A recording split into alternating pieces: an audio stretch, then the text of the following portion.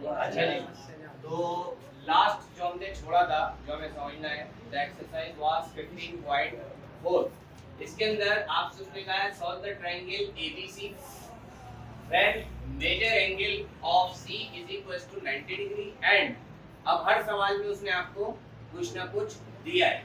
अब उसने बोला ट्रायंगल है, उसके वर्टेक्स का नाम एबीसी है और जो 90 डिग्री बन रहा है वो क्या बन रहा है? सीधा बन रहा है सी पर। अब जो पहला ट्रायंगल है, उस पहले ट्रायंगल में उसने आपको क्या क्या दिया है? बोला है एक ट्रायंगल है जिसका एक एंगल है बी और उस ट्रायंगल की एक लेंथ है जो कि कितनी है? 2 सेंटीमीटर। हमने बोला चलो पहले ट्रायंगल को ड्रॉ कर लेते हैं ताकि समझने में थोड़ी आसानी हो। हमने ट्रायंगल ड्रॉ किया। अब इन ट्रायंगल के हमने नाम देने वर्टाइसिस के। तो सबसे पहले मैंने देखा उसने बोला है सी एंगल पर 90 है। अब जहां पर 90 डिग्री एंगल बन रहा है वहां पे सी रख दो। ये बात समझ में आई? सिंपल। उसके बाद आपने देखना है आपको इस 90 के अलावा और कौन सा एंगल मिला हुआ है? कौन सा एंगल मिला हुआ बताओ? 60 का नाम क्या है? बी। यानी कि आप जो ट्रायंगल देखोगे, ये बात तो हमें पता है कि हम जब भी ट्रायंगल को देखते हैं तो 90 के अलावा जो एंगल मिला होता है उसकी रिस्पेक्ट से देखते हैं। तो यानी आप 60 की रिस्पेक्ट से देखोगे तो 60 को ड्रॉ कर लो यहाँ पर। इसको नाम दे दिया मैंने 60 डिग्री, दैट इज बी। तो जो बचा वो क्या होगा? ए। ये तो ट्रायंगल के वर्टेक्स के नाम हो गए। ज्यादा क्लियर? उसके बाद ए वर्टेक्स की अपोजिट साइड स्मॉल है, बी वर्टेक्स की अपोजिट साइड स्मॉल बी, सी वर्टेक्स की अपोजिट साइड स्मॉल सी। अब इन तीनों साइडों के अंदर उसने हमें क्या दिया हुआ है? उसने हमको ए लेंथ दी है, that is equal to what? 2 centimetre. बाकी क्या क्या रह गया? ए एंगल नहीं पता, बी लेंथ नहीं पता और सी लेंथ भी हमको नहीं पता। उसने सवाल में हमसे बोले ये ट्रायंगल को आपने सॉल्व करना है। तो अब क्योंकि हमें कितने एंगल गिवन है? 90, 60, 2 और एक एंगल मालूम करना है और लेंथ कितनी गिवन है? सिर्फ एक। पहले ट्रायंगल को लिख लेते हैं विद रिस्पेक्ट टू 60 डिग्री। मैंने कहा ये रफर का काम है। With respect to 60 degree. ये जो लाइन है नीचे वाली ये क्या है? बेस। मैंने कहा बेस है मेरे पास क्या? ए, जो कि 2 है।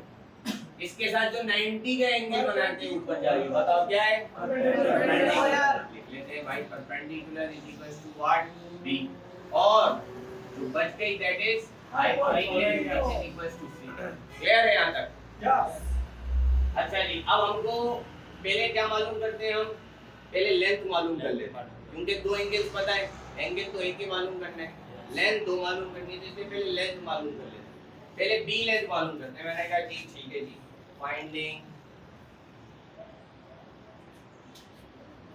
बता दो यहाँ पे, finding length B. B length क्योंकि मालूम करनी है तो एक वो लेंथ लोगे आप जो आपको पता है, एक वो लेंथ लोगे आप जो आपको मालूम करनी है। ठीक हो गया? अब मुझे बताओ जो ए है वो क्या है? ए है बेस, ऐसे ही है, मैंने लिख दिया ए है बेस। और बी बताओ, बी क्या है? बी है परपेंडिकुलर, लिख लेते हैं जी। अब बताओ कौन सा फंक्शन है जो बेस और परपेंडिकुलर के दरमियान रिलेशन बना रहा है? दैट इज, बताओ कौन से फंक्शन में आता है ये बेस और परपेंडिकुलर? टेंजेंट। मैंने कहा हम जानते हैं tangent theta is equal to perpendicular upon base. ठीक हो गया? टेंजेंट थीटा की जगह पे बताओ कौन सा एंगल रखें? 60। Good, tangent 60। आगे इज इक्वल टू परपेंडिकुलर की जगह पे बताओ क्या रखें? परपेंडिकुलर है बी, अपॉन बेस की जगह पे ए, ऐसे ही है। अब क्योंकि b मालूम करना है तो b को सब्जेक्ट बनाओगे। ये a इस b से क्या हो रहा है? डिवाइड। इस a को उधर भेजोगे टेंजेंट 60 से क्या हो जाएगा? शाबाश। तो फिर ये क्या हो जाएगा? Tangent 60 multiply by a is equal to b। Now put values. Tangent 60 बताओ किसके बराबर है? चेक करके, चेक करो, पक्का, कंफर्म? टेंजेंट 60 रेडिकल 3, आगे मल्टीप्लाई ए की जगह पे ए की वैल्यू क्या है 2, आगे is equals to B, 2 multiply हुआ रेडिकल 3 से 2 रेडिकल 3, आगे इज इक्वल्स टू बी, सीधा करके लिख दो B is equals to 2 radical 3, ये आ गई आपके पास बी की वैल्यू लेंथ। ठीक हो गया। अब बात करते हैं क्या फाइंडिंग लेंथ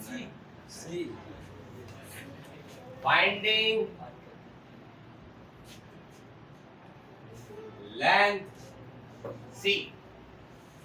ठीक है, सी मालूम करना है तो आपने एक लेंथ वो ले ली जो मालूम करनी है, एक वो ले ली जो पता है।